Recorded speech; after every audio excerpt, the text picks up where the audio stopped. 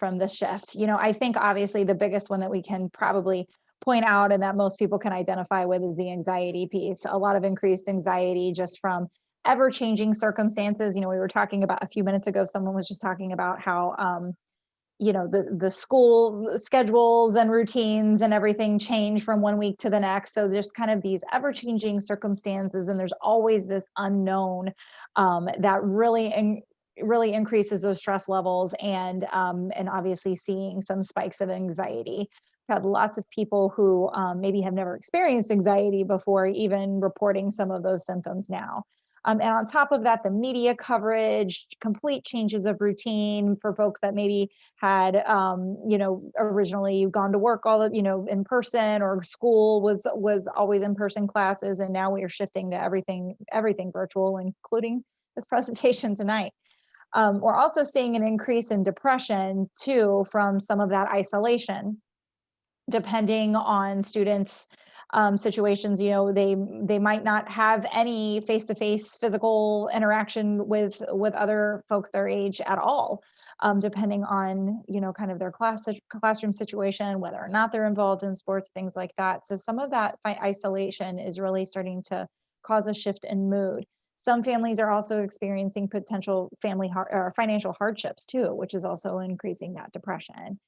And then we've also seen some regression in some of those behaviors or conditions that might have already been present. So if somebody was already struggling with anxiety, for example, and they might have gone through therapy, or they've learned how to kind of push, young adults have learned how to push themselves to engage in those social situations, or really push themselves to kind of talk to people in class or get involved in groups. And now we've removed a lot of that.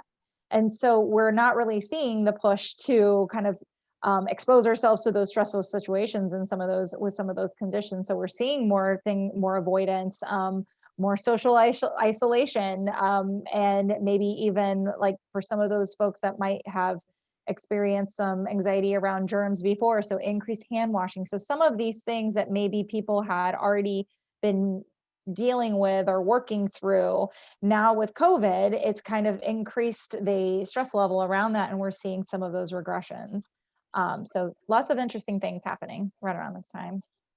James, maybe you can hop in after this. I'm going to ask a little rebuttal to Gina. Has it been more difficult because of all the isolation? You talked about the spikes in anxiety and depression and all of that. Has it been more difficult for people who are experiencing those things to reach out now because you're not seeing them in person? Maybe they're skeptical of an online Zoom meeting or something like that. Yeah, I mean, I think actually I've experienced kind of the opposite. I think a lot of people are feeling very able to access the Zoom call, the online visits. And you actually don't have to actually come into the office, so it's almost more private. It is more private. You could be in your own room, Yeah. And so I think it's created a lot more access, and we're also kind of speaking the language of the generation that's using a phone a lot for a lot of interaction anyway. So that technology, and you might have your phone open, your iPad open, and your laptop open. So you could be doing all these things at the same time. Hopefully not during a therapy session. Right. But you could be doing lots of things and lots of access. So I actually kind of see it as a plus in that way. James, your job, you're the lead sports psychologist for Ohio State, and that means that you're dealing with athletes all the time. How have athletes been specifically more depressed, more anxious because they haven't been able to be on the field? I mean, I feel like for some of them it's a release, and then we can ask them after that. But I feel like some of them would have kind of a release when they're on the court or on the field or wherever they may be. Have you seen that that's been a big detriment? Well, yeah, I definitely think that, the sport itself is often, like you said, a release, and so, and a major coping mechanism, maybe even if it wasn't even identified as a coping mechanism previously, we see when you take it away, we recognize that it was a coping mechanism. It was a 4 hours in your day where you just didn't have to think about school or this or that or whatever. You could just be on the field, be on the track, be in the gym. And so I think that it kind of highlighted that a little bit. and showed the importance of sport in their life, where maybe before, when it was like so exhausting to be at practice all the time, now it's kind of like, man, I would give anything to be exhausted, like that, people getting creative with their workouts, and it felt more clunky, and I think also the idea of uncertainty just really feels like kind of palpable when our days were previously structured so highly. You get up, you lift, you go to study table, you go to class, you come home, and somewhere in there you eat, and then you have another practice, and then you get work done. Now it's like, I have all day. When am I going to do these things? So I think that uncertainty can be a little unsettling for sure. For everybody who's joined us, for the participants this evening who have joined us via Zoom, you are able to ask your questions. Feel free to send them. There should be a button below where you can ask Q&A. We are more than willing to accept your questions and talk about them. But until then, I'm going to ask Emma, because Emma is our resident athlete here. Student athlete, and she said also, you haven't been home, you're from the UK, haven't been home since January. I mean, if you could you explain a little bit about how you're feeling, what you've been going through, just not only being a student athlete here at Ohio State, but also being from another country and living in a country where things are very different from where they are back home. Yeah, sure. So literally reiterating what James said about as like athletes, you're used to structure, you're used to being around your teammates, your coaches, your physios. And so when it first happened, everyone was like, oh my gosh, like what do we do? I'll give you a little backstory. So I do track and field, and we had our conference in, I think it was the end of February, beginning of March. And the women's team won, which was amazing. It was on a roll. No one heard of COVID. Like that wasn't a thing. And then 2-ish weeks later, we had nationals. And that was my first and last indoor nationals that I was able to participate in. And I was so excited. Like I had a really good indoor season, so I was ready just to like perform and do well. I was super focused. I was speaking with like my counselor at OSU, and I was just like ready. And we flew out there. It was in New Mexico, Albuquerque, and everyone was warming up. And then, long story short, they basically told us nationals was cancelled. We was there, we was warming up, and at first I was like, yes, like I don't have to run the 800 because that's like one of my least favorite events. But then like 2 seconds later, I was like really, really sad, really knocked, because like you work so hard for like these big championships, and for it to get taken away from you, not because you're injured, not because you got disqualified or whatever, but because of something that was out of your control. It was really definitely disappointing. And then I wasn't able to go home because all the borders were shut. I got here in January, so I didn't really have like a set of friends that I could just go to because they all went home. So I was literally here by myself. My roommate wasn't in, so I was like, okay, this is quite sad. At the beginning, I was quite happy just because I was like, yes, like no training, no hard sessions. But then like slowly but surely, it started to get quite like lonely and low. And just again, like the uncertainty of not knowing when things are going to pick up again, when we're going to return to practice, when we can use the facilities. Like it was like this global pandemic that just no one knew what was going to happen. So that was quite crazy. But now that we're back in training and everyone's got the protocols in place, it's really good. And although I know I'm making this long, but although I don't like the long sessions, I had a long session, a hard session yesterday, and although I cried, like it was the best feeling ever. So that was really good. That's amazing. I mean, when you went through this, when you went through that time of loneliness, how did you reach out to anybody on campus in terms of, maybe somebody like Jamie or somebody that, helped you through the really difficult time of being by yourself in a new country without somebody there to kind of guide you and help you through it? I mean, we were all kind of on our own path, but you were especially on your own path. Yeah. So, dealing with like, I wouldn't call them mental health issues before, but like my own like issues, I found a method that like really helped me. And I was always in contact with my mum. I was in contact with the track and fields counselor. We would always like check in, which was nice. My coaches were really supportive. They made sure that I was okay. especially given the circumstances that I was in. And then my training partner, her and her family. And then soon, once I made more friends within my like apartment complex, like they would always like check in and would always find like things to do whilst like sticking to the social distancing or like quarantine protocols. So I'm going to flip over to Gina because I got to kind of, again, navigate who's going to talk when. Gina, during all this COVID and everything that's happened, and Emma was talking about some of the things that she did to feel better and to find herself in a better place. What are some things that you would recommend that maybe can help people during this time where you feel alone, where you feel like you can't, especially college kids sometimes where they're away from home or, they're in a different place. I mean, what would you recommend for somebody who is feeling a little bit like Emma did? Yeah, and I think Emma gave some great examples as far as, when we talk about social distancing, what we really want to think is, we have to physically distance. Mm-hmm. We don't necessarily want to socially isolate ourselves and socially distance from everyone.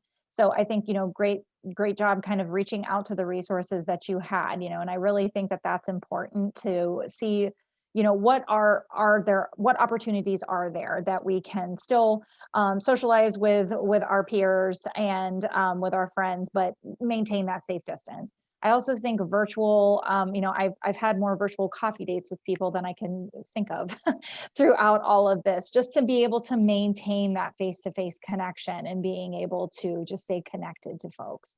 I think with athletes too, and Emma and Jamie, you can kind of correct me if I'm wrong, but I think with athletes too, there is so much invested in this sport that you are so passionate about that it truly is part of your identity too. So when you take that away, that's really tough. I mean, and like you said, you've had like your days kind of planned out for you in the past, and this is who I am, this is what I do. And so even though that routine has been disrupted, finding ways that you can still incorporate that back in your life, like you said, and I think you had mentioned, Jamie, about getting kind of creative with workouts or what have you, or connecting with your team. And so I feel like still maintaining that connection to your sport, in any way that you can. I feel like that's also very important because it's not just a huge coping mechanism, which I mean it is, but on top of that, it's almost part of your identity too. So I think that's something to just kind of keep in mind especially when we're talking about athletes. Yeah, Jamie, I'm going to ask you the same kind of question. I mean, what are some of the things that you would tell an athlete, somebody who's going through a difficult time where they're reaching out to you to help them through this COVID-19 time where, you're isolated, you're not used to your normal routine, your normal schedule? Yeah, I mean, I think there's lots of things you can do. I love the idea of creativity. Mm-hmm. One of the things I often will say too is like, what are all the things that you wish you could have done when you were doing your sport all during that time? Is there like a hobby you wish you could pick up? Is there like a new kind of thing you can try that maybe you didn't have time to do before? Like photography or something like that. And then it's very easy during this time, in general it is, but this time in particular, to get shot like way into the future or really start taking time and reminiscing, becoming nostalgic about the past, things that have happened to you and things that you miss. And so one of the big skills I've encouraged the athletes to focus on is mindfulness. So our ability to pay attention to the present moment on purpose without judgment. Because we know during this time, the judgment part is really hard, right? Because this is unfair, this shouldn't have happened, why is it like this? All these things that we're trying to fight reality. But what we know through my clinical experience and then also the research is that when we pay attention to the present moment, even if it's bad, even if it's like does not feel good, we actually tend to be happier than when we focus on something we know not to be real, like worries about the future or what ifs about the past. So mindfulness is a huge skill I like to encourage. And Jamie, I'll ask you this and then we'll go to Emma because maybe she could talk a little bit about what I'm going to ask you. being an athlete, when you're so focused, you don't have any other thing going on in your mind when you're competing. When you're in a play in football, you're focused on what your job is, or when you're running in track, you're focused on your speed and what you're trying to do in a certain event. That's got to be super difficult to go from an environment where you're thinking about that all the time to all of a sudden just, well, your mind can wander. Yeah, it can worry.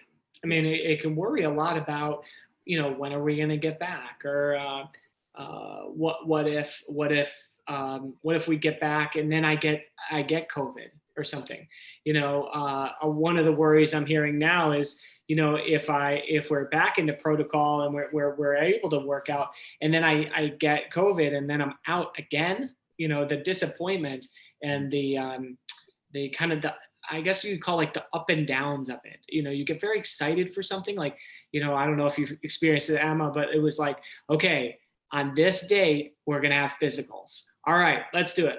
We got 2 weeks. We got 1 week. Bam, quarantine. Nope, we're going to wipe that date and we're going to push it back. That experience is just, it's gut wrenching, because this thing is so close. It's so close, but we can't touch it. So that's one of the parts for sure. Yeah, Emma, do you feel much of what Jamie was saying about kind of just your mind wandering and worrying and having dates get mixed up, and how has that affected you? Fortunately enough for the track and field team, we didn't get any our start date didn't get pushed back or anything like that, which is good. I think the main thing for us is the new environment when we're practicing, like in the weights room, for example. We can't spot each other. We have to be very mindful with how heavy we're lifting. We have to wear our masks pretty much all the time, and all these new things that you just want to focus on, just training, being the best person you can be. But now that there's these protocols that have been put in place, you still want to focus, but you have to be very mindful. Just adding to the point about when you said that kind of being an athlete and that's all definitely for me, whilst I was in the quarantine lockdown period, I always wanted to play a musical instrument, but during elementary school and all those kind of things, I never got selected, and I just, up until this day, I don't know why. So I brought a guitar and I started learning how to play the guitar, which was pretty cool. But it's definitely a skill, you have to practice over time. I'm getting better, but it's still quite a challenge. I might just stick to track. Absolutely. Again, everybody, if you want to send in your questions, please do so. We will try to get to them, and you can go to the Q&A button down low and send in your questions. They'll be either answered via the chat button on the Zoom app, or we will answer them live. And I think this one was answered on the Zoom app, but I'm going to ask it anyway because I think it's a good question especially for everybody here, really. And I guess we'll go back to, you want to play Russian roulette? Let's see. We'll go back to Gina. Or actually, no, Jamie, this is probably a better one for you because you're on campus. Within athletics, this may get answered as we go, but if family members feel that their student athletes should reach out to one of you, how should they go about letting you know? Well, one of the things I really, really appreciate about all our new staff that we have, so we have 4 staff members for the athletes, is they're much more tech savvy than I am. So we have a website now. And actually, if you go to our website, all of our contact information is on there. So anybody can actually access it. And for better or for worse, our cell phone numbers are on there. But we're accessible. One of the big things that we were hired to do was be more accessible to the student athletes. So not only is our phone number on there, but also our email. We try to be as open as possible and responsive as possible to the student athletes and family members if they're concerned, right? Because it's not always the student athlete themselves that reach out, but family members or teammates could be worried. So our website, and soon, I don't want to get too excited, but soon we're going to have social media. Oh, yeah, there you go. Yeah, it's coming. So big shout out to my staff for helping make that happen. All right. So Gina, I think, I'm going to ask you a similar question. Have you ever had instances where a parent thinks that something is necessary and then the child isn't necessarily, the either student athlete or child, whoever, isn't necessarily on board? I mean, how would you navigate a space like that?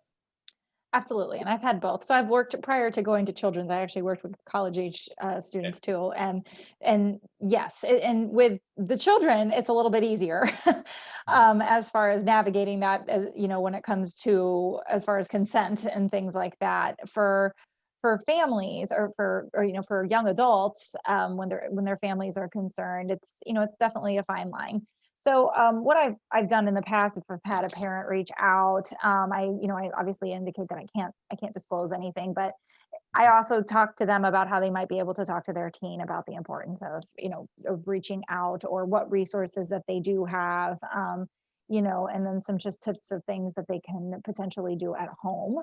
As far as, I use mindfulness a lot. So I really appreciated you mentioning that, Jamie. I use mindfulness all the time, because especially in these situations, we don't know from one day to the next. And it's often very, it's not just the young adult who might be struggling with anxiety, but it's often really easy for any of us to kind of let our minds run wild, as well as our parents and caregivers. So, really being able to help them, give them some things that they might be able to utilize at home too. As far as accessing resources, it's been a little bit different in my areas, but giving the parents like just some ideas that they can potentially reach out for as well. I have two for Emma right now, because we appreciate the questions coming in, and again, keep sending them in. Emma, first of all, do you feel that the access, as Jamie was talking about, or Gina, do you feel like you have access to what you need in terms of people to talk to? How easy is it for you to feel, I'm feeling like this, I can go talk to somebody? How comfortable do you feel that you can reach out to somebody and get something very quickly and talk to somebody that you need to talk to? I think the really cool thing that I've noticed about OSU is that they have like a staffing body that is very diverse. You've got people from different backgrounds, different cultures, different like representations of life. So there's always someone that you can go to, whether it is within the athletic department, or whether it's even like your professor, for example. I feel like with all the staff here, you can, and you do have like almost 24/7 access and support to these people, which if you haven't been to another school before, you would never know any different. But a lot of schools don't have these kind of resources available. So I definitely recommend for like any of the student athletes here, or even students in general, that if they are feeling low or down, or they don't even have to feel low or down, but they feel like they need to reach out to someone, there's always someone to reach out to. And in terms of like student athletes, regardless if like I'm not on the lacrosse team, or like obviously I'm not on the football team, but it's always good to just reach out and make friends with people outside of your sport, because not only is it good just to make connections and like networking and stuff, but it's just good to learn about other sports and just have that community here at OSU.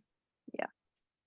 Okay, and these are both for you. They were asked. I'm not asking. These are people that have been asking in the chat, so don't yell at me. The first one is, how worried are student athletes about getting COVID, and how concerned are they about the effects of that it can come with it, myocarditis, some of the other things that have been reported out there? And then, how often do student athletes get tested for COVID-19, specifically for your sport?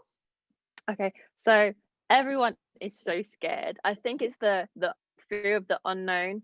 Not only are people scared because they won't be able to compete, or they won't be able to train, or they'll be put in quarantine, where some people feel like it's I wouldn't say a prison, but they're like isolated from everyone, and they feel like they're falling behind. Then you start getting in your head. I think it's just because everyone has goals that they've set themselves, and they don't, not for the track team, or kind of for the track team, but you don't want to let your team down. So everyone's been doing their part to make sure that they don't catch COVID.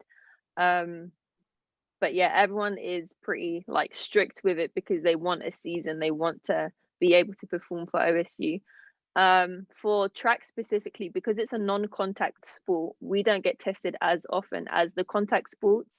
I don't want to be quoted on this, but I think the contact sports get tested once or twice a week, whereas that's not the case with the non-contact sports. I forgot the next question. That was it. I nailed it. Oh, okay, cool. Oh, thank you. You said something that's really interesting, and we'll go to Jamie first on this, and then Gina, after that, you can hop in. Fear of the unknown. It seems to be such a large thing that we all deal with is, and now I think we have more unknown than we've ever had in our entire lives, no matter how old you are. Just because we've never, unless you were alive in the 1920s when the other pandemic was going on, we haven't dealt with this. So what is the first thing you think of when fear of the unknown, and how difficult is that to combat with, you said mindfulness, I understand, but it seems like maybe easier said than done. Absolutely. I think our minds, it's, I think one of the big misunderstandings about mindfulness is it's about trying to control your mind. And that's, I think your mind is going to do what it's going to do. Oftentimes people want to stop thinking, but it's more about just being aware of where your mind is going and trying to bring it back to the present moment, But I think the fear of uncertainty often comes out as people, I talked about trying to control what you can control, or people talk about kind of controlling your controllables. And, in a lot of ways that can be very helpful in like, you can't control those around you, but you can control literally your distance from them, or your practices, you're wearing a mask, that kind of stuff. So on the positive end, it becomes focusing on what you can control. We feel better about that. On the other end, we find folks trying to control things they can control, and it can kind of bleed into, my areas like eating disorders. And so we see people kind of really trying to control more what they're eating. Maybe they're eating less or eating more. And so, we have both ends of the spectrum with that. Yeah, Gina, I'll ask the same to you. When you hear fear of the unknown, as mindfulness and all that, what are some of the things that you think about? What are some of the things that you want to offer to those who definitely are going through the fear of the unknown? I think structure and routine is really important. And right now, everything has been disrupted. So obviously leading to a lot of that, kind of uncertainty and fear of unknown. But I really encourage people right now to come up with a new norm for yourself, come up with a new structure. And it might not be, you might not be able to keep that routine for weeks to come, but the more, that is one thing that you can control, that and it's going to look very different, but it's something that you can set for yourself. And we manage our stress a lot better when we do have some sort of structure and routine. I've also been, and this is kind of bleeds into the mindfulness piece, but I've also told people too, like, this is a good time. I love how Emma said that she was learning the guitar, because really that's a way, that is something that you can control. And it is a healthy coping skill that now that is a new practice that you can take up, and a new part of your routine that you're able to incorporate. But I have to really kind of just mimic what Jamie said too, about finding what it is that you can control in these times. It's just, we do have to be kind of careful for some of those things, because there are tendencies too that sometimes it can lead to cases of over control that we want to watch out for. But generally speaking, I go for the structure and the routine. I'm like, come up with a time of day that you're going to wake up, come up with a time of day that you're going to go to bed at night. What are the things that you want to do for your morning routine when you want to get up in the morning and set your tone for the day? What do you want to do with your physical space every day? So, I feel like if there are things that you can really start to control in your routine, it helps us to develop this new norm. Even though, a lot of us don't want it, we can still, it's kind of that radical acceptance, like, it is what it is type of thing. And I can move towards just accepting what this new norm looks like for me. We have about 3 minutes left in this specific part of the discussion. So I want to give each of you a minute or so to maybe, if there was something you didn't hit on that you wanted to hit on that I didn't ask. We'll go back to Gina, we'll start there, and then we'll go to Emma, and then Jamie. What is something, in just a minute, what do you think that you'd like to just say? I just think I want to validate the stress and the anxiety and everything, all the emotions that come with this situation that we're in right now. I think I also want to put out there that it's okay not to feel okay 100% of the time. None of us were prepared on how to manage and react to this situation. So just knowing that it's okay to maybe be in a state of not knowing how you feel about it, but know where your resources are and who you can reach out to talk to. Emma, go ahead. Sure. So one thing that I didn't actually mention with the fear of the unknown is the long-term effects of COVID, especially on athletes. So I think that was one thing that everyone was hesitant and concerned about. But moving forward, there's been a lot of research going on. So one thing with student athletes is that we're adaptable, we're like strong-minded. So all the athletes, actually everyone on here, just make sure you stay positive, like what everyone's been saying, stay in the now. Because there's a book called The Power of the Now, which is really good. I suggest everyone read it. Nevertheless, just stay positive and stay optimistic. Thank you. And then Jamie, go ahead. Floor is yours. I appreciate it. Yeah, I mean, I think you're allowed to feel however you feel. I mean, I know that seems overly simplistic, but I mean, you know, if we can recognize how we feel, if we can allow ourselves to feel that way, we can and validate that it's okay to feel that way. You know, I'm a big fan of the term of like by saying, of course I feel this way. It's not going to take away the feeling necessarily, but it might take the spike off the mountain, you know? So just, you're allowed to feel however you feel. Guys, I can't thank you enough for joining this first part. Again, that was mental health challenges amid COVID-19. I think Nicole Kraft is joining us. There she is. She is back. I am back. Yes. So thanks to Jamie, to Gina, to Emma, and we are going to transition now into our second discussion, understanding the student athlete. We are. So right. Please, on behalf of Sports and Society, thank you so much, Emma, Jamie, Gina. I know Gina and Jamie need to get off to trick-or-treating events. So we are going to bid them adieu and thank you. Emma, you are of course welcome to stay or go as you wish. And we're going to carry, I saw some of your questions come in. We're definitely going to carry them over to our next group that are coming in. So Prince, would you join us, please? We have another fabulous group of people that I am so excited to welcome. Would you like to do the honors of introducing our friends, Hayden? Sure. And I see that Dr. Parham has joined us. We're so happy. We have an extra, which is perfect. Okay, joining us today, in no particular order, is Duane Washington, a junior guard from the Ohio State basketball team, who apparently, Nicole, was just at practice. Is that right, Wiz? That's what I heard. I just got back to the crib. Yep. All right. Perfect. We then have Chelsi Day, who is the clinical sports psychologist working with student athletes. Chelsi, hello. Thank you for joining us. Thanks for having me. Thank you for answering some of the questions in the chat. I appreciate that. I saw that. So thank you so much. We also have Mr. Prince Moody, assistant director and football academic specialist at the Student Athletic Support Services Office. Say that 5 times fast. But for short, it's SASO for short? Yes, it's Student Athlete Support Services, SASO for short, correct. SASO. Perfect. Mm-hmm. And then we now have Dr. William Parham, director of the National Basketball Association Players Association Mental Health and Wellness Program. And he is joining us from California. So Dr. Parham, welcome, and thank you for joining us from what appears to be beautiful, sunny California. That's not where it is. That's in Hawaii, Exactly. but it's still okay. Beautiful. But so Yes. Thank you for the invitation. All right. Nicole, what is my show, your show, our show?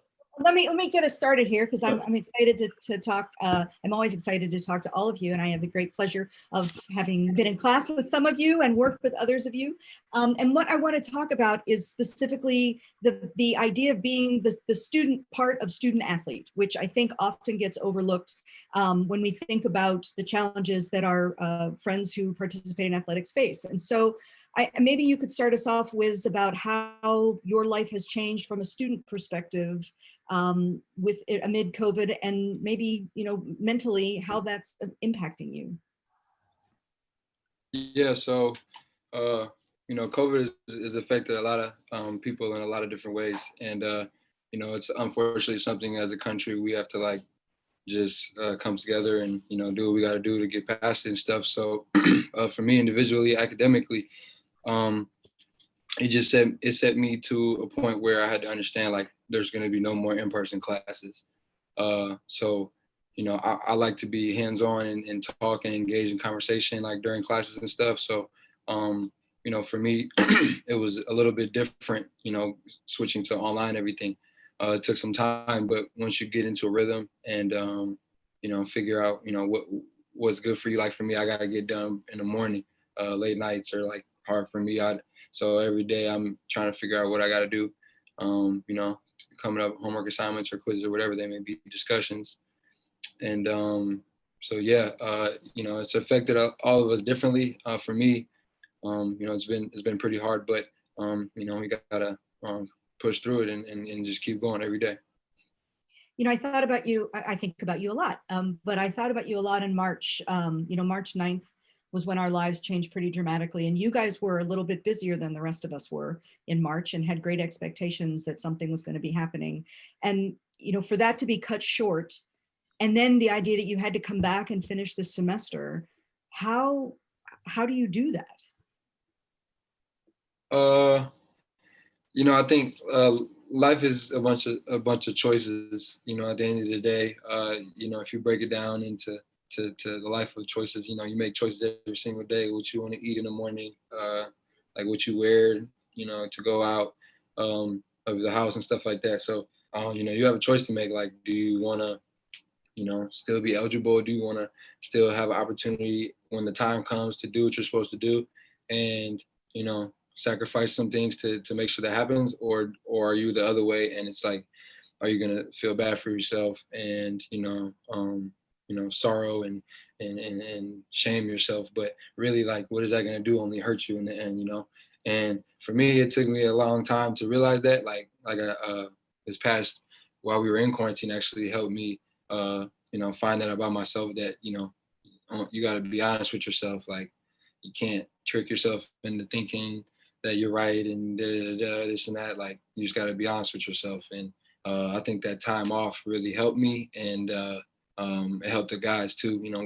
We understood what was important in our lives, like what we want to do at the next level, who we want to be and stuff. So Chelsi, you must have seen, many people who were in the position that we're talking about, where, I think all of us had this expectation what our lives would have been like the next day, the next week, the next month. But with our student athletes, their lives have been scheduled out like that for years, and it doesn't change, right? If you're in season, you're in season. If you're off season, you're off season. What's it like when you have to work with not only the athletic part of it, but now we have this student responsibility and this uncertainty? How do you help them navigate that? Yeah, it's been really fascinating, because I do think there is this comfortable structure that college athletics brings, and it's chaos and it's crazy making. And I was a student athlete, and I remember feeling like every hour of my day was like predetermined. However, there's a comfort to that, of knowing, okay, I've got this routine, I've got this structure. And yeah, like, you complain about it because it's frustrating, and when meetings pop up you didn't know about and you got to be there in 30 minutes. But when that's all gone in the summer, and even this fall with all of this asynchronous classwork, and so you don't have to be in class at a certain time, and so trying to figure out when to fit stuff, when should I do these things. The biggest thing I've noticed is that it really zaps motivation. This motivation to sit down and get the stuff done, because you kind of have an endless amount of time. However, you're still pressed for time, just not in a structured way. So time is finite, but it feels like, well, I don't have to get this done at this time, or I don't have to squeeze this assignment in between, practice and then this meeting. It's hard to kind of figure out when to do that. And so that's created a lot of stress and anxiety. And I think coming back this fall, I heard a lot of, we were so excited to get back into some sense of normalcy. And then we got back, and it is no sense of normalcy. It is not what we're used to. And so that stress and that anxiety around, how do we navigate this thing that we got so used to and somewhat comfortable in? And so it is a lot of stress management and anxiety management and time management. And some of these things, I think, that are innate skills that our student athletes have, but they don't have to consciously think of them usually. And so we have to figure out ways to remind them and draw those back out and have them be a little bit more self-implemented, rather than us telling them when and how to do it. And by and large, once they're reminded of that, once they're able to figure that out, that, I think that has transitioned well by this point of the semester. No doubt still stressful, but I think that was one of the biggest things I saw with this academic identity of when and how and what. But our athletes are pretty resilient people, so I think that they've done a very, very tremendous job of getting there over these last 10 weeks. I couldn't agree more. Well, Prince, you have a very specific role that you play within the, I mean, you were a student athlete yourself playing football. And then you had this opportunity to guide our student athletes from an academic standpoint. And, you know, what was it like? What was the effect that you saw from the student athletes that you worked with to lose this kind of, this mooring that they've had for so long? And how do you help them navigate that? Yeah, I mean, Duane always, he talked about it already, you know, as a student athlete, that's the sense of your identity, right? So I do a lot around just identity development, develop them outside of the sport, outside of the court, outside of the field. So like once the decision was made, that was a big piece of them that was gone. You know, I went through that when I was a student athlete. When I finished playing my sport, it was like, what now? Because that's so much, my identity was so tied into that. So watching them have that end abruptly was kind of hard to see. It's hard to watch. You know, a lot of students, you know, they whole senior year was just gone, you know, and then not on top of that, then they have to figure out, you know, whether or not they're going to try to come back for a 6th year. So having a lot of different conversations. I knew I remember being on Zoom one time from like 8 a.m. to 10 p.m. just talking to students just because they wanted to vent and figure out what's next, you know. So not only just trying to navigate that part of them, just the academic piece, but it's just life, right? Because at the end of the day, they're people, they're human, you know. Besides just being known for playing sports, they also, I mean, they like you and me. So being able to just figure out life, you know, and then when it was abruptly taken from you, that's even harder, right? So I know with Raz, for example, I'm the advisor for that student group. We had many conversations, and sometimes it'll just be just allowing them just to process what's happening, because a lot of times it's just you just want to be able to get those emotions out. You want to get those feelings out. Then once we was able to get past that, it's just okay with some of our seniors. Okay, now that sports is gone, let's figure out what's the next step of your life is going to look like. Are you going to take that 6th year? Is the 6th year even going to be granted to you? So like, let's put the plan together. And for those that are looking to go into the career force, okay, so how are you during the midst of COVID, how are you going to develop your skill set? You know, there's some companies that are still offering internships. Can you do informational interviews with some people?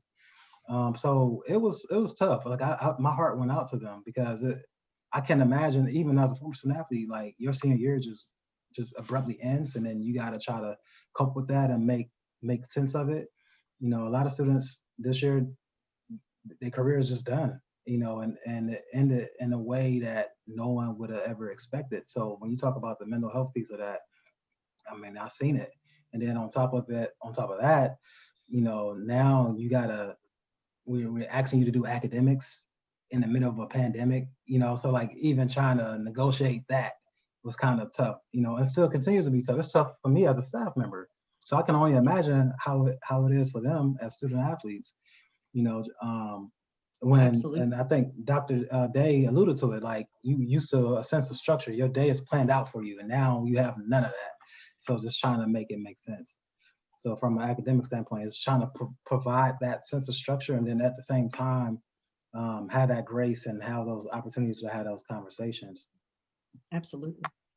You know, Duane, we have a question from Daniel that I think is so spot on for you. I mean, I had the great pleasure of being in class with you, and I know how social you are, and how much you like people. Like, and you know, I was commenting that I never see any of our student athletes on campus anymore because there's so few students on campus, but you guys are in a different, you know, you have to be isolated in order to stay safe, but that's kind of taken you out of this campus experience that you've had.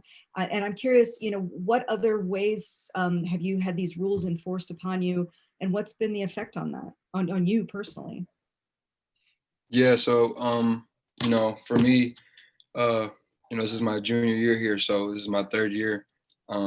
Had 2 full, really good years, and you know, so much fun. And you know, I think for me having that, and you know, now it's a little different for me, but I think it works in my favor just a little bit. You know, you get a little more rest, you get time to yourself a little bit more. You know, it's really basketball, school, and sleep for me. So It's not too hard to get used to, I would say. But for me, I definitely didn't do too much to me. But for the freshmen, I definitely feel for them, like especially they don't get to come in and play in front of the great Buckeye Nation fans and the great crowds that we have and the great rivalries, excuse me.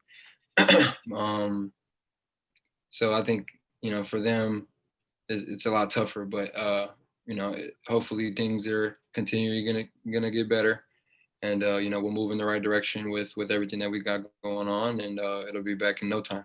Oh. Absolutely. Just want to reiterate how much we want to hear your questions. So please feel free to put them in the chat so that we can ask them. And Hayden, I'm sure you have some questions. That's what I was just going to say. Be sure to send your questions into the chat. We are going to try to get to them either through typing them out or getting them to them live. So send your questions into us. I have a question for Dr. Day and Dr. Parham as well, because it was something that Prince said about identity and athletes having an identity. And I know, Dr. Parham, you've worked with athletes throughout your career, just so many different athletes. And in either one of you can start first. You can play rock, paper, scissors, shoe. But how have you dealt with people that have issues with their identity and are having issues with their identity off the court, away from the field during this coronavirus pandemic? Doctor, we got to unmute. There you go. Dr. Day, you want to go first? Okay, I'll go first. Identity is a fundamental part of everybody's character, and it's always part of who you are. All the professors, the teachers, the coaches, those are things they do. That's not who they are. But we get enormous nourishment from family, from communities, from crowds, from fans, journalists, really uplifting, upholding, embracing, elevating who they want us to be. And that nourishment, that feels real good. We get used to it. And it pushes us. It really helps us develop. It helps us at some point go beyond that which we think we're even capable of. And when we continue to succeed and feel good about it, and there's some consistency, we go, damn, this feels pretty good. And that keeps going on and on. And the nice thing about being nourished, as long as it's coming in, you feel healed and healthy. But when the fans stop cheering, and when injuries come onto the scene, or even something as predicted as retirements, whenever there's a transition in whatever form it takes, the issue really isn't transition. The issue is identity. And how do I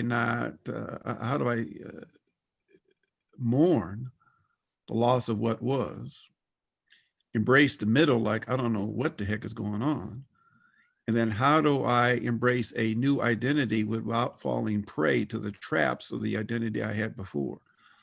So one of the mantras we have in the program I lead for the National Basketball Players Association as the director of the Mental Health and Wellness Program, but also that which I teach my students. I'm a professor at Loyola Marymount University in Los Angeles, is that our mantra is there's always a person before the performer.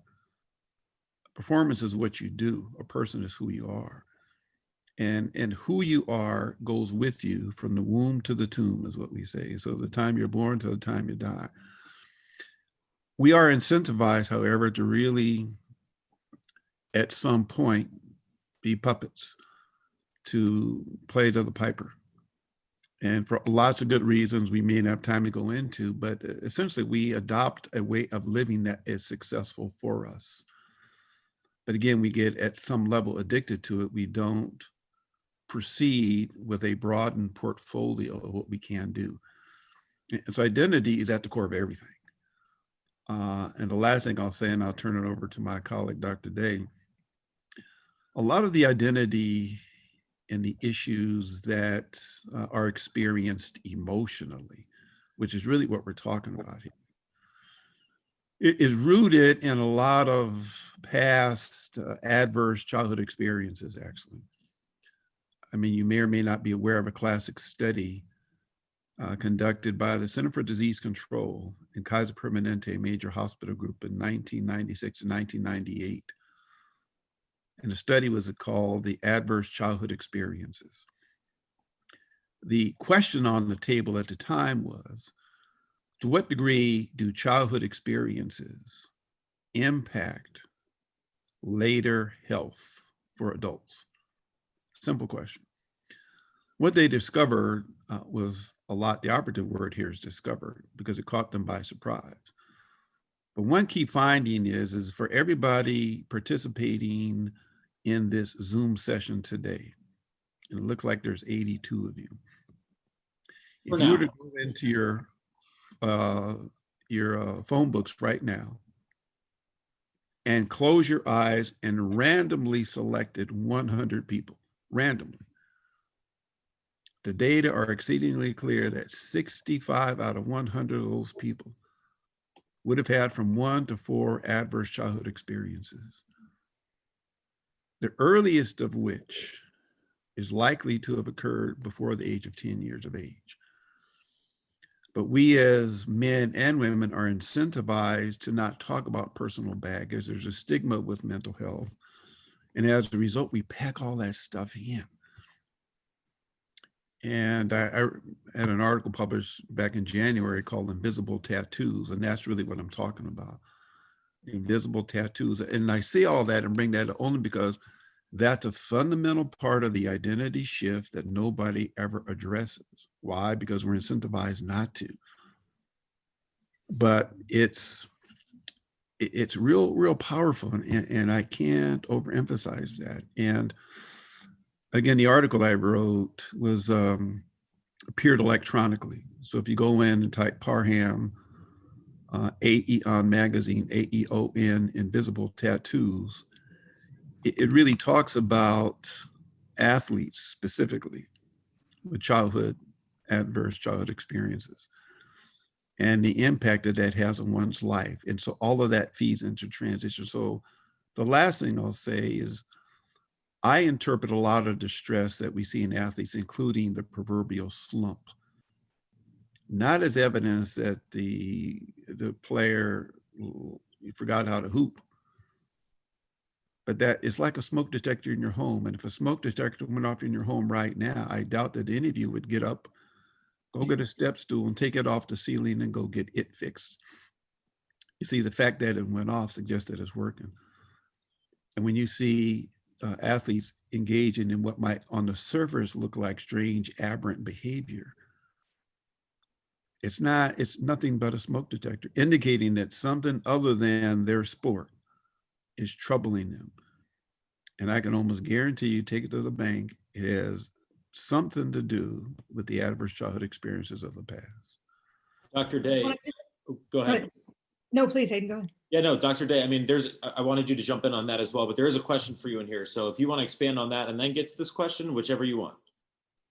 So I'll jump on that because I think that was beautifully said and totally not kissing up, but I have a quote in my notebook that it's a notebook that I keep on my desk. It's my bullet journal. I am on the list of providers for the MBPA, and in the webinar that Dr. Parham did in March, he said, and I repeat it to clients, I repeat it to my allied staff professionals. He said, fundamentally, when we notice something going on with an athlete, it's incredibly important to understand if an athlete is behaving in strange, peculiar, or pathological ways, or if the athlete is behaving adaptively to strange, peculiar, or pathological circumstances and situations. And the verbiage of that for me has really stuck with me, that when we're talking about slumps or identity shifts, the way that presents is often people not feeling like themselves or having some of symptoms that someone else noticed and they're sending them in for, or they're coming to us expressing. And a lot of times, whether we're talking about these adverse childhood events, which are huge, or we're talking about COVID-19, noticing, have we developed these ways that are actually adaptive strategies for a chaotic circumstance? or is this something more inherent and internal to someone? And I think that bridges and ties some of that together really well, that it's so easy for us to look at something and say it's an identity shift issue, or it's this or that. And in fact, maybe it's a really useful strategy that this person developed early on that they're still using to adjust to chaos. And so I think that again, not knowing, Dr. Parham, that you were going to be in this session, it was not an intentional way to suck up to you. We have a question actually from Connor, who's asking you, Dr. Day, what areas do you think that student athletes, he mentions improved, but I'm going to just shift it a little bit. How have they changed mentally since the pandemic has started? I think they've become even more resourceful. So I can go on a rant. One of my favorite areas that I've been talking and doing presentations on is Gen Z. And like, I'm just obsessed with Gen Z. I think this is the generation that's going to change the world. I'm all in. But I think that they've really recognized their ability to be resourceful, to use the resources in front of them, that sometimes maybe there's that moment of freeze and like, what do I do? But they were already this far more resourceful generation with the world at their fingertips, with technology, with the internet and the way that provides all of these things. So I've seen that. I've noticed a big change actually in willingness to seek services. So we've seen our utilization increase. And I think that a lot of that is because we're actually all in this together.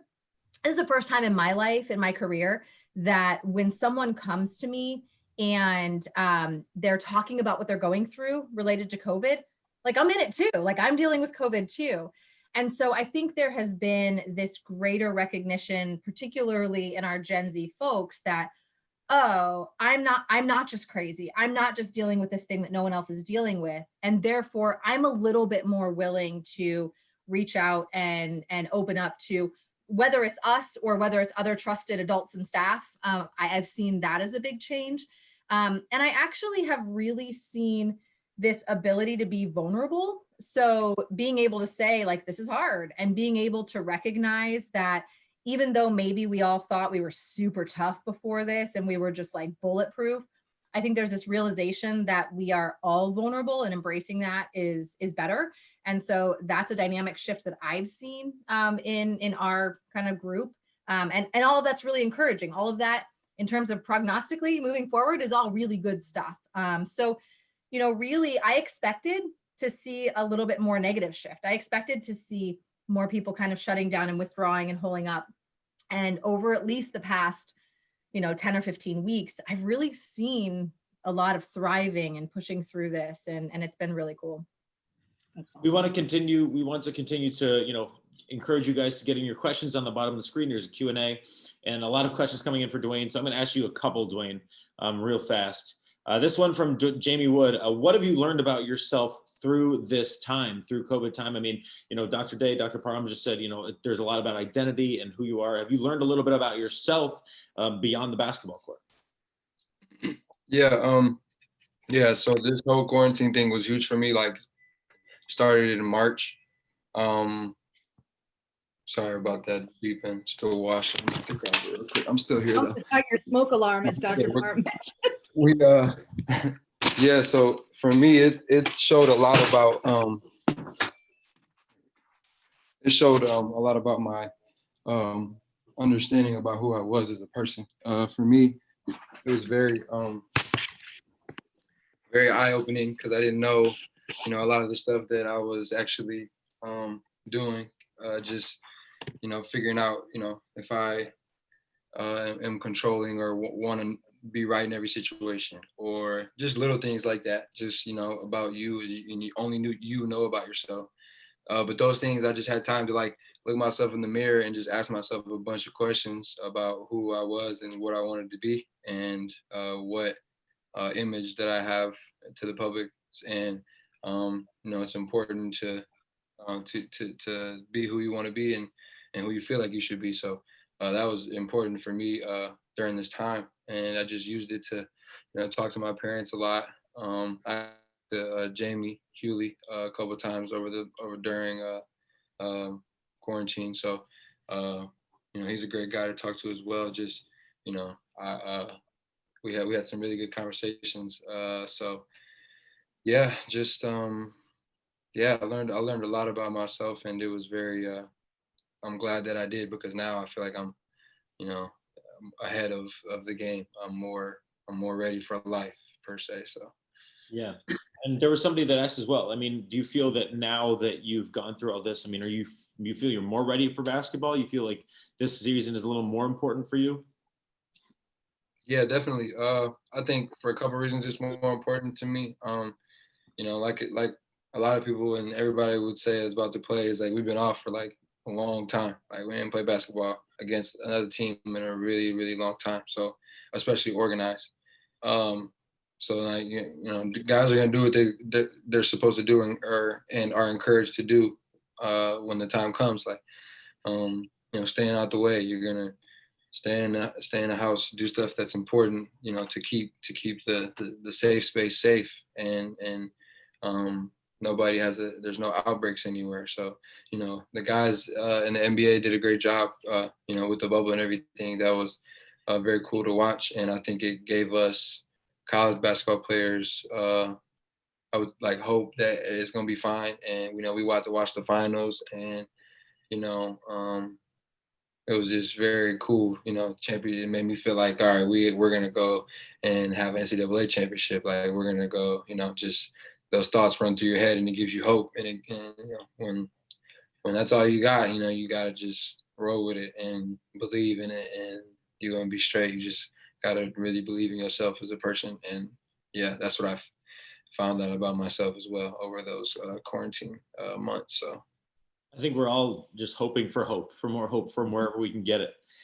Prince, I'm going to bring you in because you were the one that mentioned identity here. And, you know, obviously Duane said that he, you know, kind of found himself in a better place and really, you know, looked introspectively to see how, you know, he was dealing with things. But you work with students every day, and I'm sure that is not the case always. I'm sure that there is a lot more struggle than, you know, than always success. So what have you seen in terms of students that are struggling, and how are you able to take them and lift them up and get them to a place where maybe Duane is?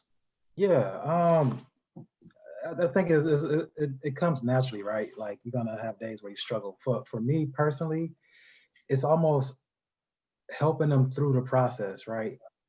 So ask them questions, the introspective questions that they normally don't have, you know. So like really figuring out and getting to the root of what it is, you know. And I think a lot of times that comes through just simple conversation.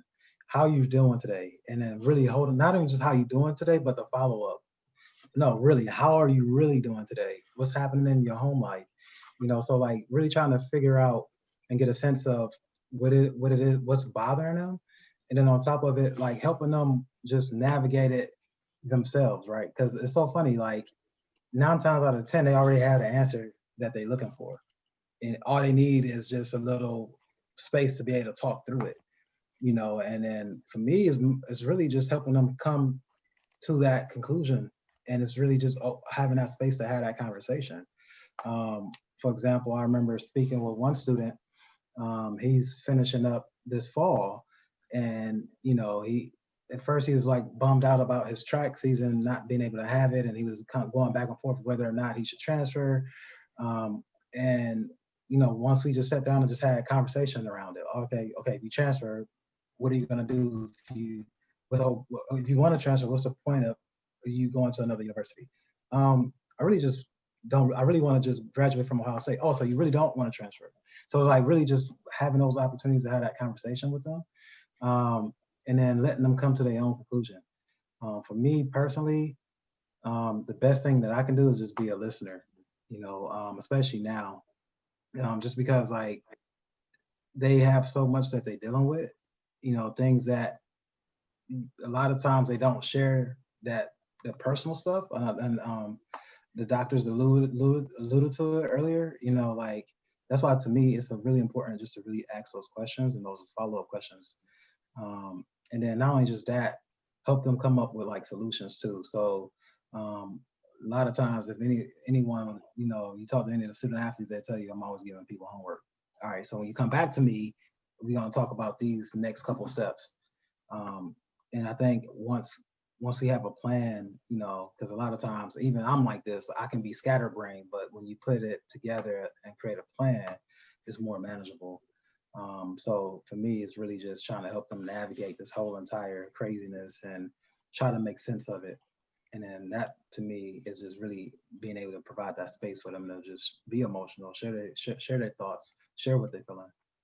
We have about 3 minutes left, and because Dr. Parham is going to be with us in our next segment, I'm going to hold off on the question for him because he can answer it next time. But Chelsi, Duane, and Prince, I just want to give you the floor for 3 minutes. Like, give your just a little, your final word, final encouragement for everybody. And given it's not a hard stop, but we have about 3 minutes, so just be mindful. So we'll start with Duane. How about that?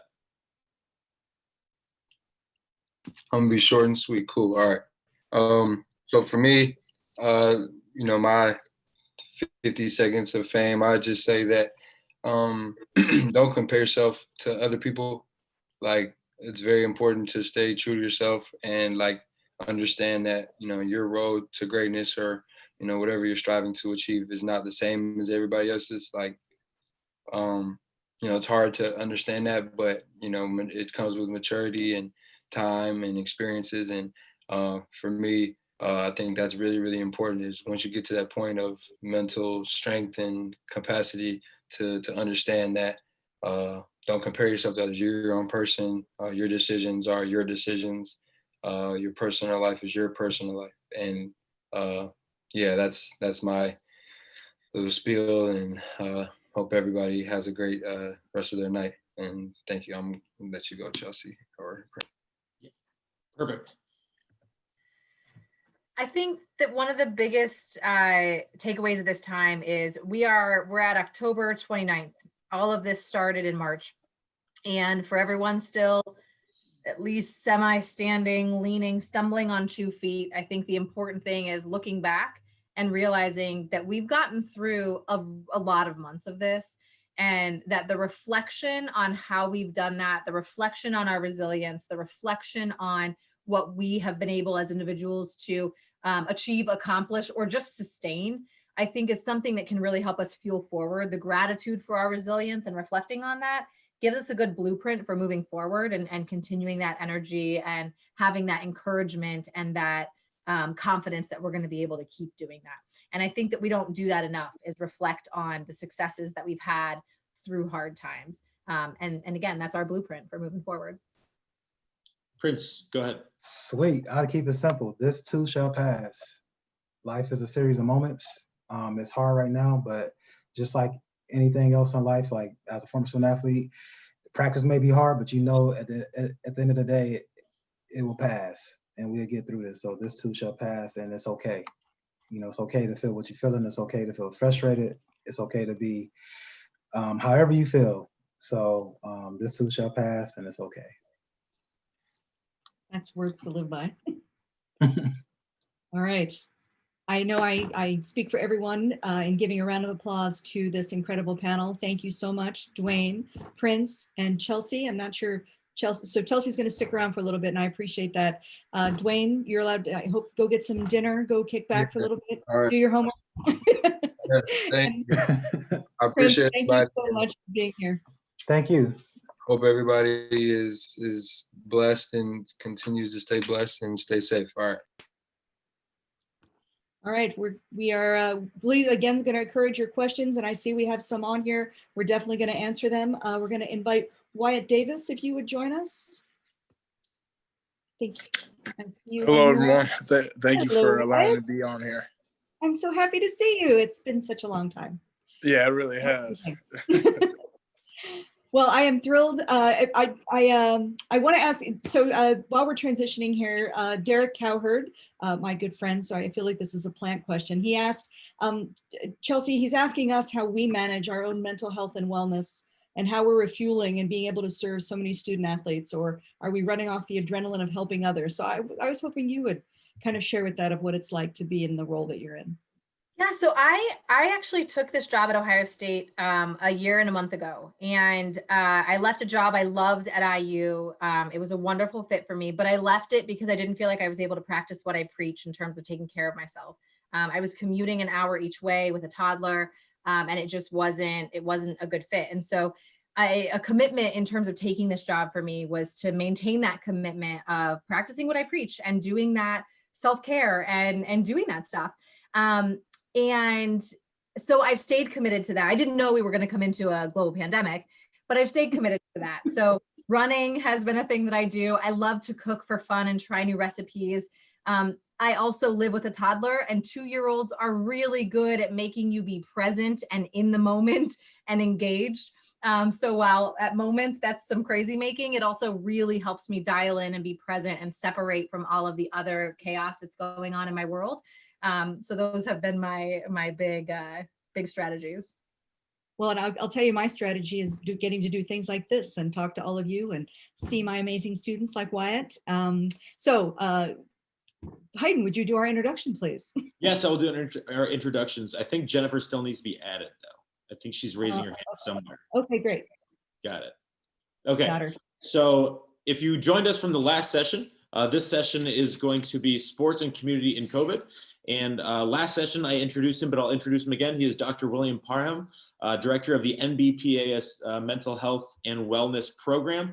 He is also a professor at Loyola Marymount in Los Angeles. His background is Hawaii, not currently Los Angeles. So there's a little bit of a distinction there. But again, he joins us from the NBA Players Association, and the NBA has obviously been on the forefront of mental health and mental health awareness. We also have Wyatt Davis, who is an offensive lineman for Ohio State, who has started their season. They're getting ready for a big game on Saturday night. So Wyatt, thank you for joining us. And then we have Jennifer Carter, who is the lead sports psychologist for Ohio State Sports Medicine. So Jennifer, thank you for joining us. We appreciate you all. I'm actually going to let Nicole start if she wants to get in on a topic that she's been thinking about. Well, I have to, I'm so happy to see Wyatt. We of course, we were in class together, and so I miss seeing your face.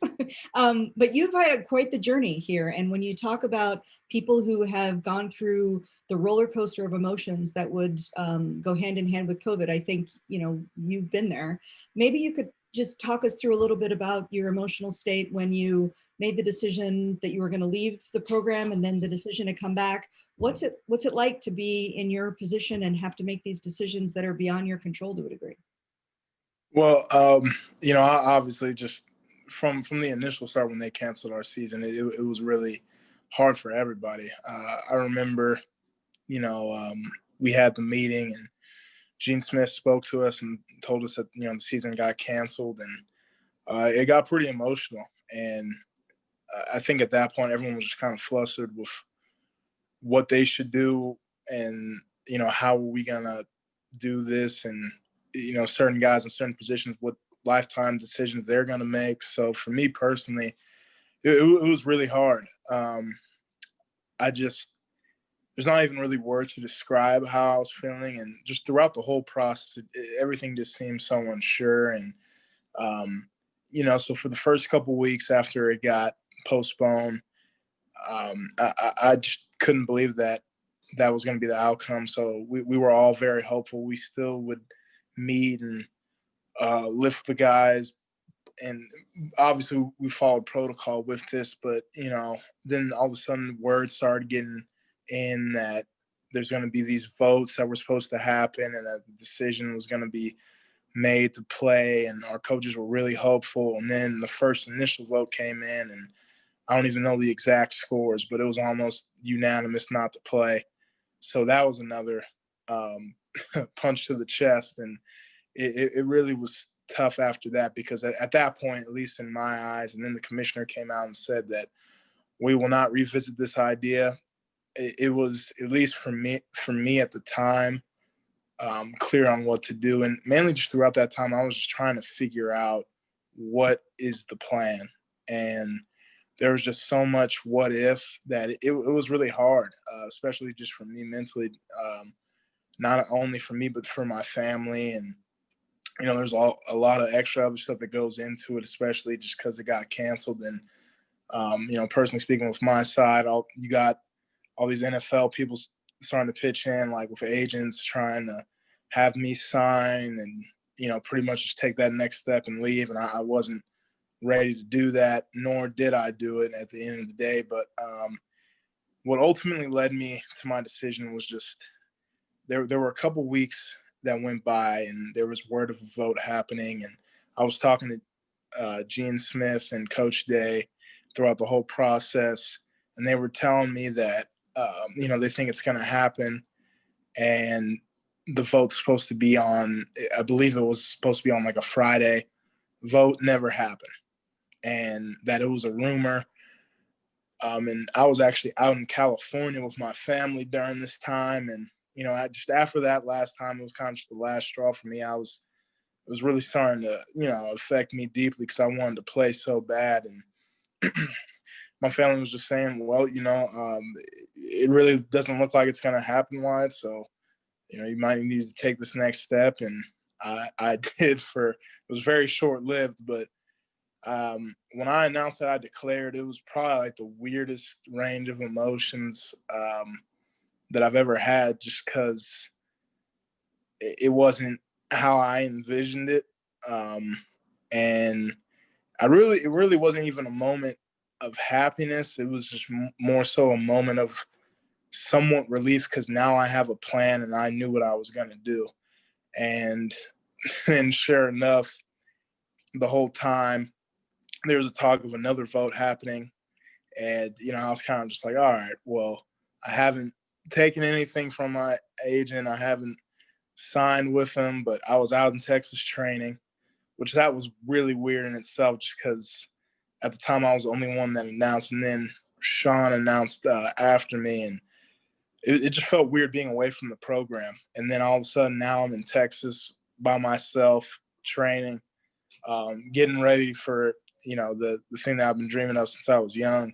So that was a really weird change. And the whole time my dad was just, asking me, well, if they do bring the season back, would you come back and play if you guys have an opportunity to play in the national championship and have the playoffs? And there was no doubt in my mind. I said, yes, absolutely. But I'd only come back if we have a playoff opportunity. And then I remember it was like a Wednesday morning, and I was getting ready to go work out, and I got a call from Coach Day, and he told me that, we're on and we're rolling. And, I had to triple check to make sure that it was, for sure. And sure enough, it was. And I got a flight back to Columbus that same day, and got reinstated by the NCAA, which was a process in itself. But luckily, I put myself in a good position by not accepting anything or signing, so it wasn't too bad. But now that we're playing, it was definitely the right decision. That's great. So Jennifer, there's, and Dr. Parham as well, and there's a whole added layer to this, the story that Wyatt's telling us, that it's his own personal experience and the feeling of loss and uncertainty and people making decisions out of his control. But then there was all kinds of judgment that went into the decision that he made, the decision the leagues, that the conference was making. Dr. Parham, you, I'm sure, experienced it with, the bubble and what the NBA players were doing and saying. What is the added burden that gets put on athletes when they're so closely monitored and their decisions are so personal to other people? Jennifer, maybe you could start us.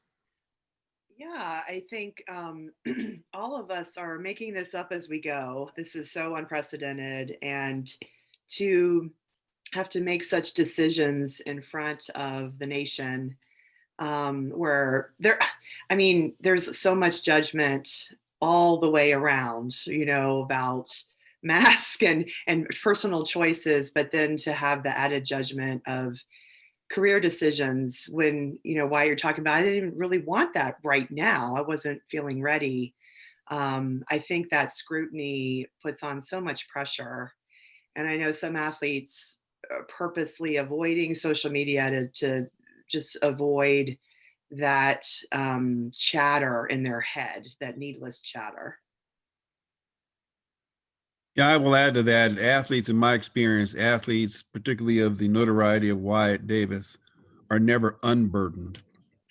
It's only a matter of to what degree is the burden present. The truth of the matter, also celebrated athletes fuel the lives of a lot of their fan base. They really know everything about them, and they feel for them, they follow them. And so when decisions are made to either leave or go a different direction, you are also influencing how fans react to that.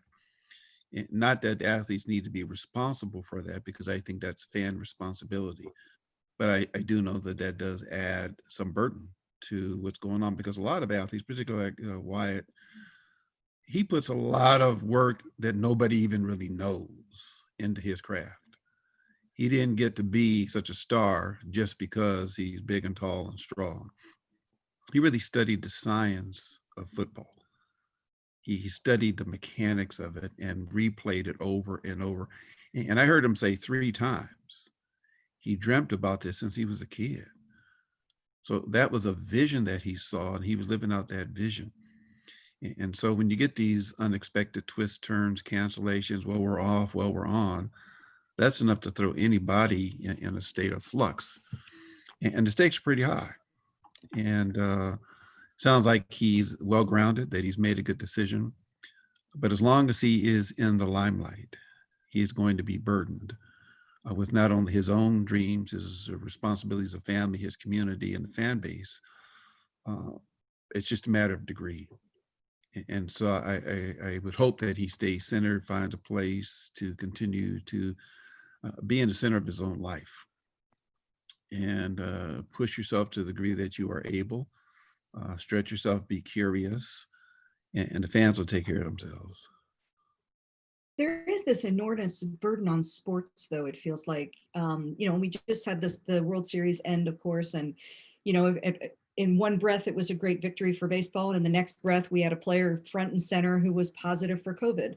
We have, people who are in the SEC specifically, we have huge fan bases attending games. Wyatt has played before, 1,400 people in a stadium that was probably felt like it was crying because it didn't get filled to capacity. That responsibility for other people's health and the judgment that goes with, should he want to play? How is someone, especially, Wyatt, you're still a college student, you're still at the beginning of your life, and you're having to make decisions about your health long-term, myocarditis and all these other things that we're hearing. How do we navigate those kind of waters? Wyatt, how have you navigated those kind of waters? It's definitely tough, just because we've definitely had guys on our team that have suffered some of those illnesses that have gotten COVID. I mean, it's like, I would probably say, to describe it, it's you know what the risk is, but at least for us being football players, and what we see as the reward, which would be winning a national championship, and we all firmly believed throughout the whole process that we were a playoff contender. At least in my case, the reward was worth it. Now, obviously, with what comes with that is you have to make personal decisions.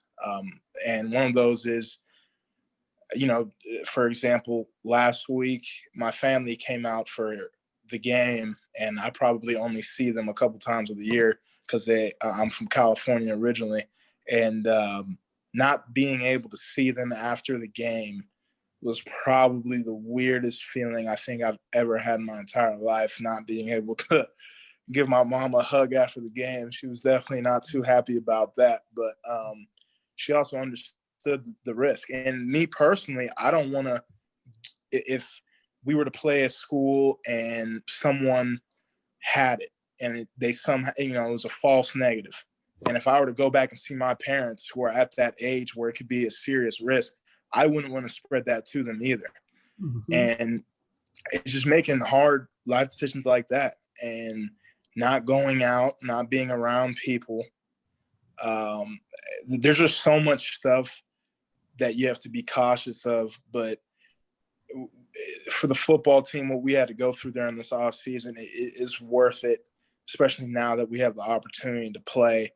So yeah, at times it may seem tough, but it's not like we're not doing this for no reason. There's a reason why we have to be spaced out, why we have to be away from everyone, is to play the game we all love. So Dr. Carter, go ahead. Wyatt, were you done? Oh, yep. I was done. I like what Wyatt said about balancing risk and reward. And I know that for my own thinking, I'm trying to find balanced thinking when it comes to this pandemic and assist the athletes that I meet with on that balanced thinking as well. And so I've been asking 3 questions. The first question is, what is the worst part of this pandemic for you? Because certainly it's been very distressing, and that's an expected question. The second question, though, is what are the hidden blessings that you have experienced? And I'm really intrigued by trauma-related growth, that we're not negating the distress that comes here, but looking at what are ways to get even stronger in this time. And then the third question I like to ask is, what have you learned about yourself during this pandemic? To try to balance out the good, the bad, and moving forward, like how do we take this and grow from it? I have a question, Dr. Carter, real quick, and Dr. Parham, you can come in too. Wyatt said the words, "the weirdest feeling I've ever had in my life." When he wasn't able to see his family. That's such a a profound statement. Like, he didn't know what he was feeling. How often are you hearing student athletes say this is the weirdest thing I've ever, I don't know how to grasp this and put it into words. And how do you deal with so many different people saying that? I think I'm hearing that sometimes. There are some very strange situations coming up that we haven't dealt with before. I think sometimes I'm asking athletes some questions about difficult situations they've dealt with in the past and reminding them how they dealt with it, and then applying those skills to this crisis. And we've been through, this is some weird stuff, but we've all dealt with difficult things in life. That's just part of life. And so calling on our resources and the skills we already possess to apply them to this new situation, I think can help. Yeah, I would just add to that. I think that I've heard of what Wyatt is sharing early on in this pandemic, because it was new. As I have looked and followed the trajectory, early stages when people thought it was going to end in a month or a week, people sort of were on expectation that, okay, it'll resume back to the old ways pretty soon. For me, in my experience of athletes and others, I think it has shifted. This is the reality that's going to be here. I think they understand that the pandemic part of coronavirus pandemic, the pandemic has to do with the large numbers of people, and all of the public health interventions are designed to bring down the numbers. Nothing is going to get rid of the virus. The virus is the virus, and we're going to have to integrate this into who we are and how we work. I think we can. And something Dr. Carter said is real important. We are now 8 months into this pandemic, and for all of the ups and downs and the chaos and the swirl of craziness, we are surviving and getting through this mentally, emotionally, physically, in terms of our friends, adjusting to different circumstances, some quite painful. And so I think it is an opportunity for the hidden blessings to come in. I'm of the belief, personally, that life isn't about becoming anything. Wyatt isn't becoming the best athlete he can. He is discovering how best he already is. So life is about discovery. And in my spiritual centeredness, my elders taught us when we were kids, if you want to put a smile on God's face, tell him what you have planned. I joke with my colleagues now that the good Lord is laughing so hard, his sides are hurting. He's put everybody in a pandemic pause, but he did that because he forced us into self-reflection. So in spite of the chaos and the craziness with COVID, which really stretched people to their emotional limits, 4.5 weeks into that, we saw the lynching by knee of George Floyd, which then erupted into an ongoing social protest. And then we have seen, and now we are seeing in elevated ways, the contentious and vitriolic presidential election process. All of that is adding to the swirl of like, what the heck is going on here? And you need to understand, still waters run deep is an actual climatological reality. In the middle of the deep blue sea, in the highest, stormiest part of the 50-foot waves, 30 feet below is actually as quiet as it is in your room. You've heard of the eye of the hurricane, where outside it's swirling and just erupting everybody's life, disrupting. In the center of it, as quiet as it is in your spacer. So I think it's important to find a quiet space that know that you have that. And the last thing I'll say, because it's so crazy, I've always encouraged athletes and others. In fact, we tell this at Rookie Transition Program for the NFL and the NBA. I tell my athletes, I'd much rather you have 4 quarters than 100 pennies. See, they both add up to $1. But somebody like a Wyatt is going to have an entourage of followers and hanger-oners, most of whom aren't in his best interest, but are riding his coattail. But if he had 4 people who he can really depend on, 3 of whom are going to go with him, one of them is going to give him what he doesn't want to hear, he's going to thrive and benefit on that posse, those collection of buddies and 100 hanger-oners. And so getting his ongoing support, trusting that he is a survivor, seeking to always discover the genius and talent that he has. If I were to ask Wyatt, does he have any fingerprints on his fingers? My guess is he'd say yes. And the truth of the matter, there's nobody else on planet Earth who has not one of his fingerprints. So the facts are is that when he was born, the mold was broke. There is nobody can be like him. He can't be like nobody else. So life is about discovering who he is. And that's what it's about. When you go to Rome, Italy, and I'll stop after this, and you see a beautiful Michelangelo sculpture. That sculpture used to be a block of marble. Nowhere did you see the David that emerged. Michelangelo saw it, and he chipped away. So everybody that Wyatt has surrounded himself with are the Michelangelos in his life, and seeing the Michelangelo statue that's coming out. So he is gifted beyond measure, and he's discovering the baller that he already is. He's not becoming anything, you already are. Wyatt, Dr. Parham said a lot there, but do you feel like, he mentioned social media, he mentioned hangers on, he mentioned followers. I mean, you made your decision to declare for the NFL and then came back. I mean, how much does that affect you? How much do you feel? I know that in my own life, I feel a lot of guilt if I feel like I'm letting somebody down, or I'm doing something that maybe the opposite of what I think is good for me and what they don't think is good for me. Do you feel that? And how does that affect you?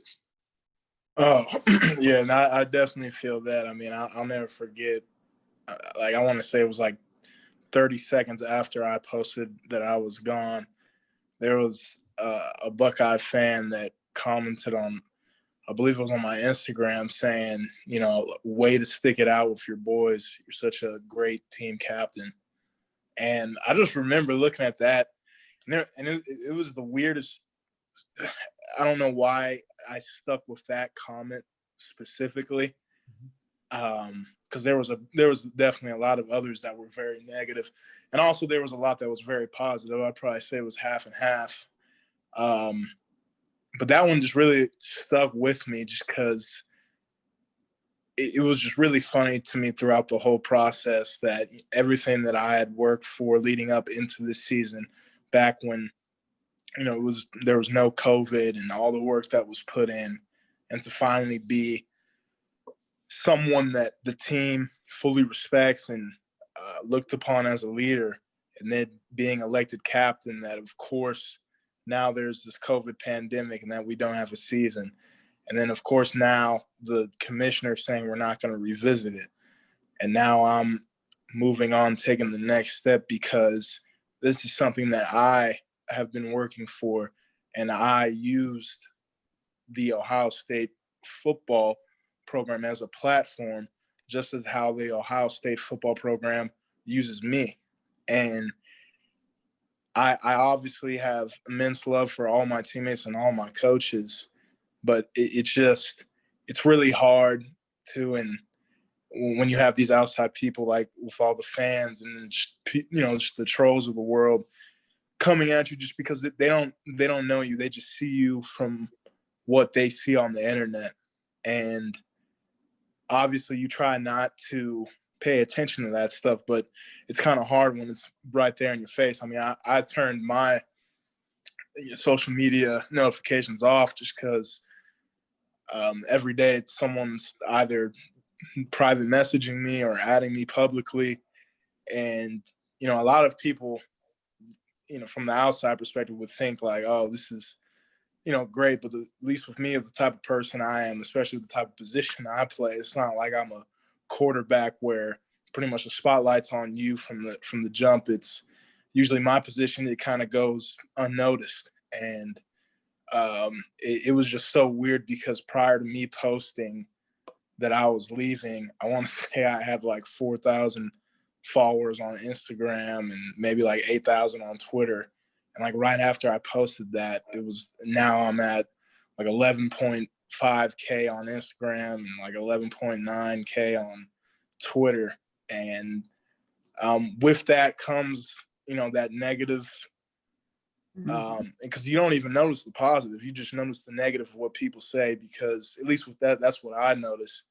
And it definitely, it's definitely hard if you don't know how to manage it. But obviously, I have faith in my Lord and the people around me.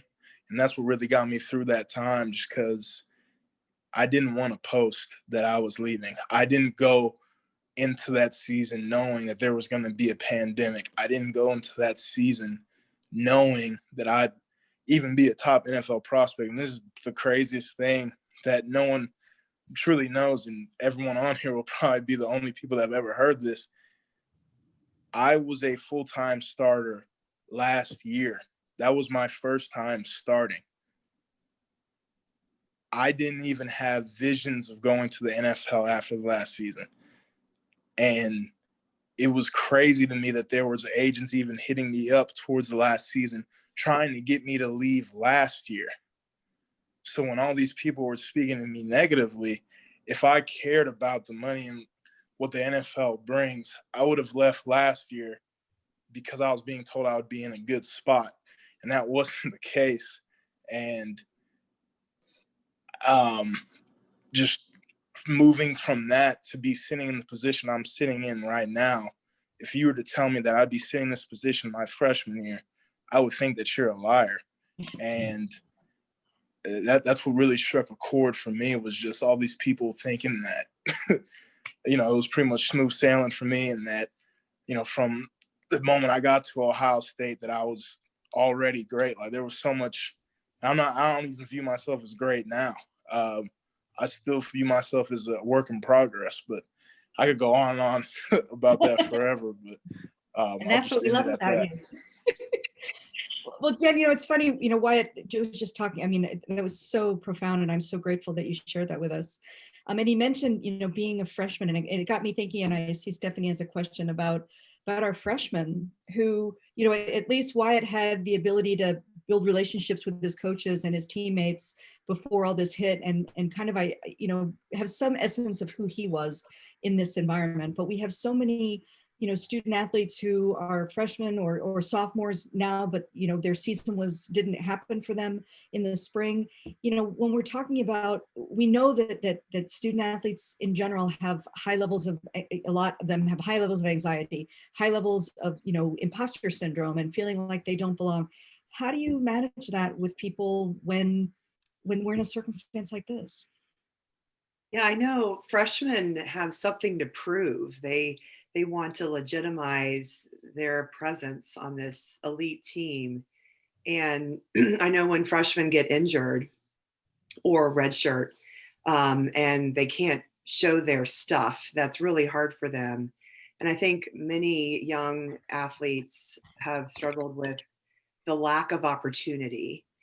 if there's any way for them to demonstrate their contribution, sometimes that's not physically right away as an athlete because of these circumstances, but their awesome academic performance or sense of humor, or getting, contributing in some way to the team dynamic. I think that's something they can focus on. And I'm really hopeful they'll get those opportunities soon as we progress through this pandemic. We have a couple. Oh, go ahead. No, please go ahead. Oh, you got it. Well, in terms of building community and the support network, I'm thinking of, just the relationship I have with the people on the screen. We've all had a relationship before now, but if we were only appearing to each other on the screen, we'd have such a more difficult time not feeling alone. And how do we help, especially our student athletes that have such a high level of pressure on them, whether they're in season or not feel so alone? Jen, I'm going to put you on the spot for that. Asking me? Yes. Yeah. For me, this Zoom thing just doesn't cut it. I don't know about for you. I know I've been doing. Most of us love it. Yeah, I mean, I'm glad we can hold this gathering. And I know I've been doing a lot of video sessions, and I am not a fan. I really thrive off the energy and counseling of my client in the room. I know with my family personally, we've been doing Zoom meetings, which we have never done before. So there's this weird combination of like kind of more connection virtually, but less connection in person. And I was talking, I live alone, and that's like kind of a challenge in this time when you don't get your social interaction with people you live with. And that's something a lot of people aren't maybe thinking about as much. We're hearing a lot about conflict between spouses and in the tight quarters during this time. But I think just trying to get creative any way we can. I think loneliness is one of the biggest problems that I've heard about in this pandemic. All right, as we've done for the last couple of panels, we're going to end with this, and I think just everybody has an opportunity to say a final word. We'll start with Dr. Parham and then go on down. So just a final thought, during this discussion of COVID and mental illness and student athletes and whatnot. Well, the word I would leave you with the COVID and the social justice and the contingent, all these stuff that are going on, it really does feel like shadows have been cast in our lives, and some of these shadows are quite dark.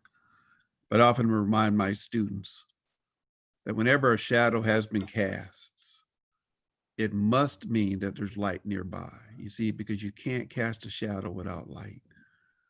So I encourage all of my students and patients to really turn inside and reflect and understand the light that you already are, and use that light to really guide your way.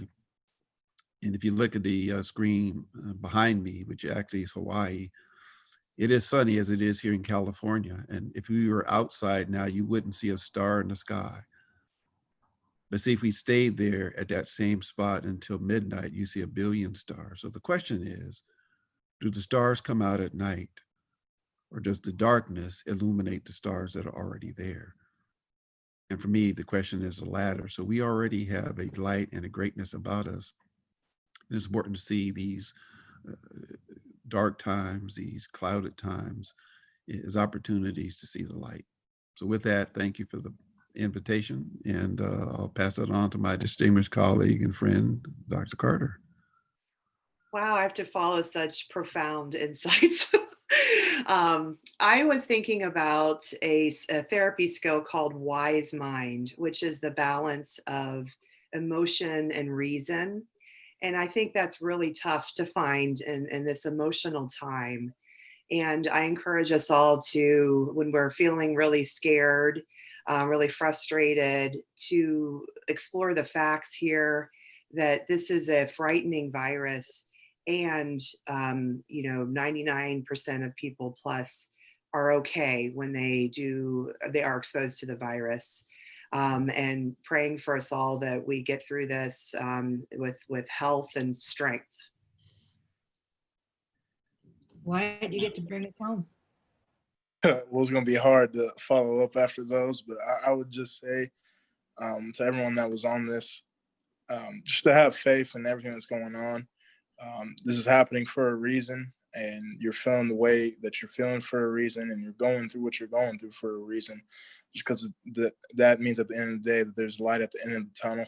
And no matter how hard it gets, you just got to have faith that it will pass, and just to keep fighting every day to at least get better at something.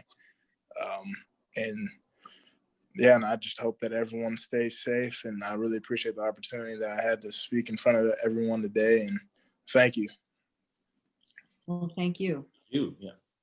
All right. Well, on behalf of the Sports and Society Initiative, which is a product of the Arts and Sciences, the College of Arts and Sciences here at Ohio State, our goal is always to illuminate topics where sport and society intersect with one another. And we could think of no better opportunity than to tackle this topic tonight. And we're so grateful that you joined us. Please be sure to visit us. We're going to be continuing our programming. This month we have, and you can visit on our website to see our events, but we have an analytics conference coming up where we're going to have the leading minds in sports analytics join us for an all-day affair to talk about different opportunities, different ways of interpreting analytics, different job opportunities. And I'm very excited to announce that in 2020, in the 21 portion of our 2021 academic year, our focus is going to be on social justice. So exactly some of the things that Dr. Parham has talked to us about. We are thrilled to partner with Joshua Perry, who's on our board, and Luke Fedlam, who is a sports attorney here in Columbus. And we will be having a special program where we're partnering with San Jose State and looking at the issues that are affecting us, how sports, society, and social justice have come together and will continue to come together, hopefully, to move that conversation forward. So we are thrilled that you could be here. Thank you so much. I know that your time is precious and know how grateful we are. I have a virtual round of applause for my partner here, Hayden Grove, who I'm so thrilled to be here with. And Chelsi's back with us. Thank you so much, Dr. Parham, Wyatt, Dr. Carter. It's just such a pleasure to be here with everyone. And we beg of you to just stay safe and keep yourselves protected and know that we are sending best wishes to everyone. So thank you and have a wonderful evening. Bye-bye. Thank you. Bye-bye.